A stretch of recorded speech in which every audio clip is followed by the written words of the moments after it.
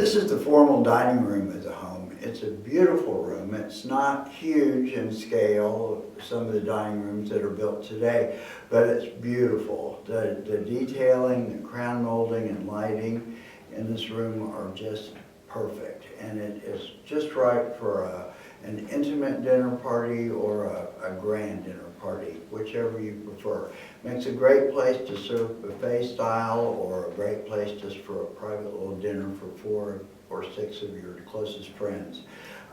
For the CASA tour, what we've done is created some really fun, unusual accents that you can recreate for your own dining room.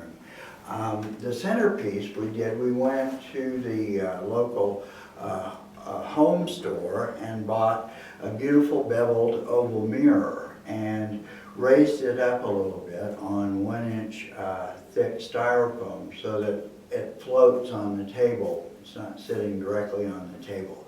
We made sure that we had plenty of blocks of styrofoam between it and the table to support it all the way through so that it won't crack with the weight of the floral arrangement that's on top of it.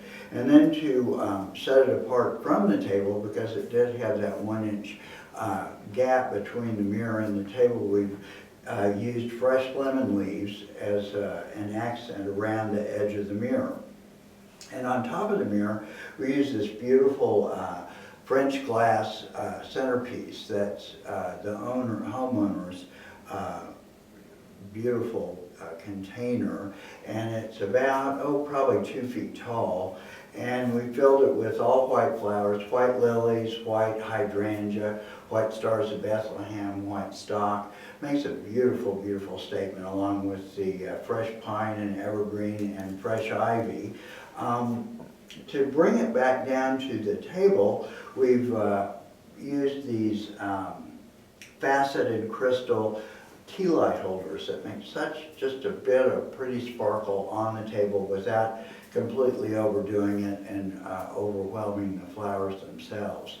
You know, the other parts of the room decor that are interesting are this beautiful chandelier. I think it's such a pretty thing, and it is an antique piece. I believe it's French. See, it might be Italian. Actually, I think it probably has kind of an old world Venetian look to it. So it probably is Italian, but it's wood with the iron arms, which I'm sure were originally for candles, and then it has this beautiful hand-painted stem that goes up to the middle that is barley twist design rope, this kind of a rope twist or barley twist wood with acanthus leaves carved in it. And it also has a matching canopy, which really makes it spectacular. So we've done sort of a quiet accent to it, which is just a beautiful strand of magnolia leaves and the permanent pomegranates, which I think makes such a great statement. You know, pomegranates are mentioned in the Bible and have religious overtones to them, and so at Christmas time, they really are an appropriate decoration because they do have a lot of religious overtones to them.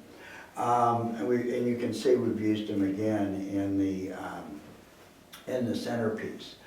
To reflect the centerpiece, over here on this sideboard, we've done a wreath of the same kind of things that are in the chandelier, which are the beautiful magnolia leaves and the pine, long needle pine, and just kept it very simple with, so that it just is a wonderful, quiet reminder that it's Christmas time without, being jarringly red and green.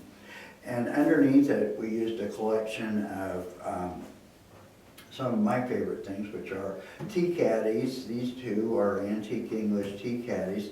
And then this is a letterbox that's probably from the late 1700s or early 1800s. I think they're so pretty. But as sort of a surprise, what we've done is opened one of the tea caddies and filled the mixing jar, which is in the middle. It's a glass jar where the people that were fixing the tea would admit that these two compartments on either side held dark and light tea, but people liked them at different strengths, so they would mix the two kinds of tea leaves together in this jar that's in the center. But what we used the jar for is a little centerpiece arrangement. We filled it with fresh pine, or actually this is a fir, and the fresh winterberry, which is so pretty this time of year. Winterberry is actually a deciduous holly.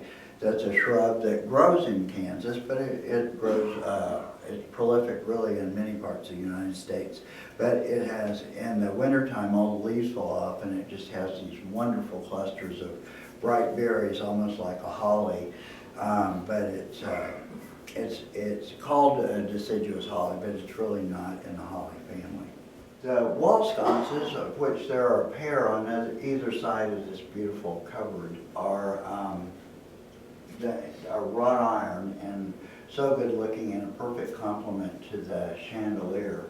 And so again, we don't want to do something that's, you know, jarringly, overwhelmingly Christmas in here. I just want it to be a nice, quiet accessory that lets you know that the room is decorated, but not like you know, Santa Claus is coming to town kind of thing. It's again done with magnolia garland and pomegranates. And if you look, what we've done is my rule of 1, 2s, and 3s, and I've said this on other videos, and I do it often.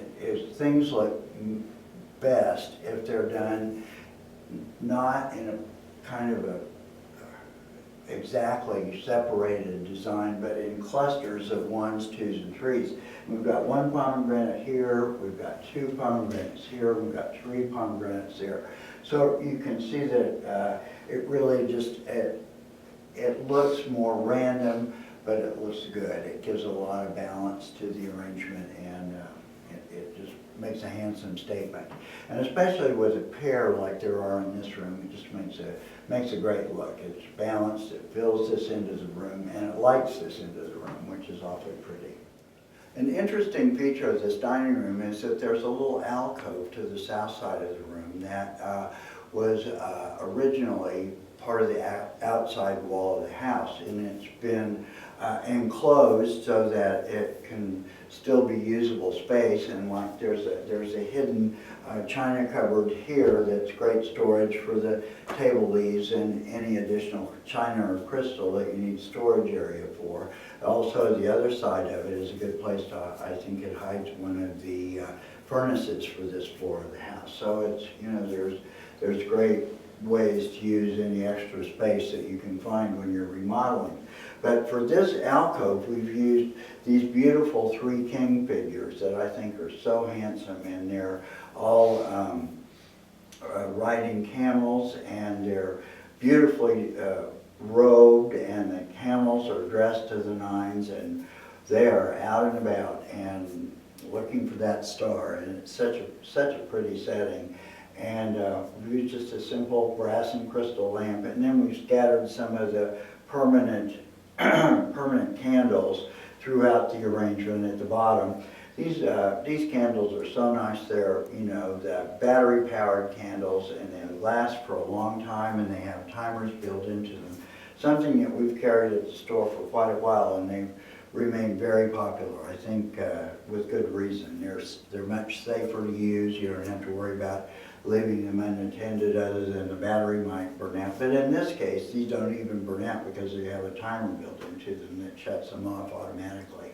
So at any rate, they make a nice statement with the pine cones and the fir branches, and again the magnolia. So you know, it reflects the rest of the room, again, without overwhelming the room. So I hope you've enjoyed this part of the tour. This dining room really is beautiful, and it makes a great statement.